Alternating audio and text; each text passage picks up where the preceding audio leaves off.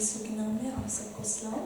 آئے ہم کتاب مقدس میں سے ایک بار پھر پڑھیں گے لوکا کی انجیل، اس کا 23 باب، اس کی 39 سے 43 آیت تک۔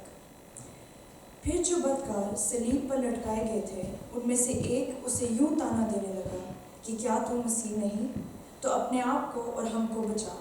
مگر دوسرے نے اس سے جھڑک کر جواب دیا، کیا تو خدا سے بھی نہیں ڈرتا، حالانکہ اسی سزا میں گرفتار ہے، اور ہماری سزا تو واجبی ہے کیونکہ اپنے کاموں کا بدلہ پا رہے ہیں، لیکن اس نے کوئی بیجا کام نہیں کیا۔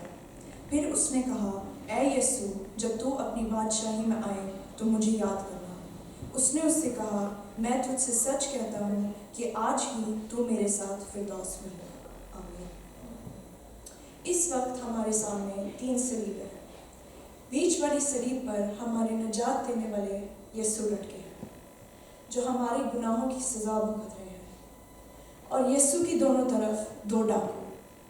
یہ دونوں ڈاکو 2 قسم کے لوگوں کو ریپرزینٹ کرتے ہیں۔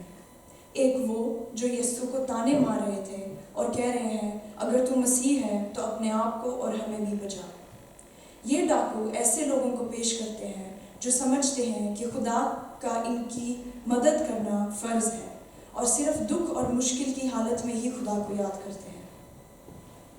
دوسرا ڈاکو ان لوگوں کو پیش کرتا ہے جو اپنے آپ کو گناہ گار قبول کرتے ہیں اور اس بات کی سمجھ رکھتے ہیں کہ وہ خدا کی مدد کے لائق نہیں ہے، لیکن اگر خدا ان پر رحم اور فضل کرے تو وہ بچ سکتے ہیں۔ ہم سب جو یہاں اس وقت بیٹھے ہیں اس مرتے ڈاکو کی طرح تھے، گنہگار جو خداوند یسوع کی مدد کے لائق نہیں تھے اور سزا کے حقدار تھے۔ پاک کلام کہتا ہے کہ گناہ کی سزا موت ہے، لیکن یسوع نے کہا، میں تم سے سچ کہتا ہوں کہ آج ہی تو میرے ساتھ فردوس میں ہوگا۔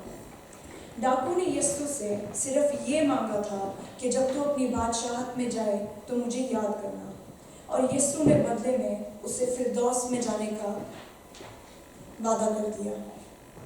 ایسا رحم اور فضل والا ہمارا یسوع ہے۔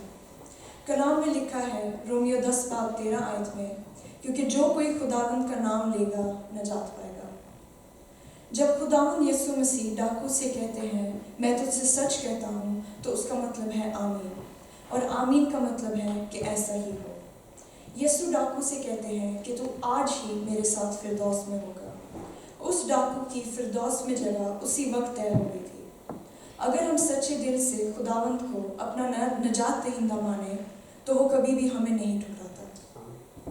فردوس انگلش میں پیراڈائز اور گریک میں پیراڈیسوس، جس کا مطلب ہے گارڈن۔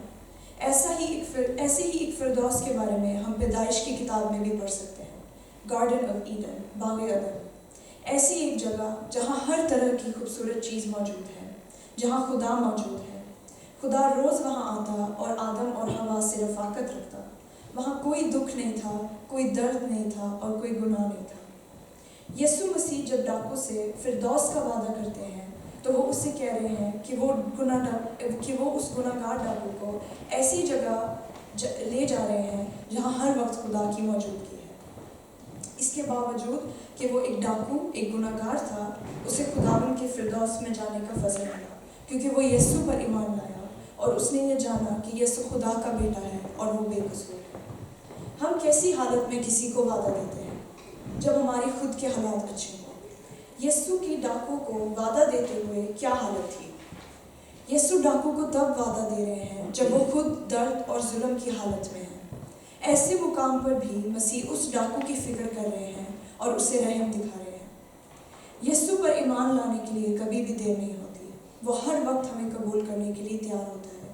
یسوع کہتا ہے مرکز کی انجیل 2 باب 17 آیت میں راست بازوں کو نہیں بلکہ گناہ گاروں کو بلانے آیا ہوں۔ خداوند یسوع مسیح کے منہ سے کہا گیا یہ دوسرا کلمہ وعدے کا کلمہ ہے۔ یہ چھوٹی سی کانورسیشن یسوع مسیح اور اس گناہ گار ڈاکو کے بیچ میں ہمیں یہ تسلی دیتی ہے کہ ہمارے مشکل وقت میں بھی وہ ہمیشہ ہمارے ساتھ ہے۔ کچھ لوگ اس حوالے کو اپنا سیف کارڈ مان سکتے ہیں کہ ہمارے پاس تو نجات پانے کا بہت وقت ہے، اس ڈاکو کو بھی تو اپنے آخری لمحوں میں ہی نجات ملی تھی، لیکن ہم میں سے یہ کوئی بھی نہیں جانتا کہ ہمارا آخری وقت کب آئے گا۔ اس لیے ہمیں ہر وقت تیار رہنے کی ضرورت ہے۔ ہمارے لیے بھی خداوند نے فردوس میں جگہ تیار رکھی ہے، وہ بس انتظار کر رہا ہے کہ ہم اسے اپنائیں۔ ہر دن ہمارے لیے ایک نئی برکت ہے، ایک نیا موقع ہے یسوع میں بڑھنے کا اور اس میں نجات پانے کا۔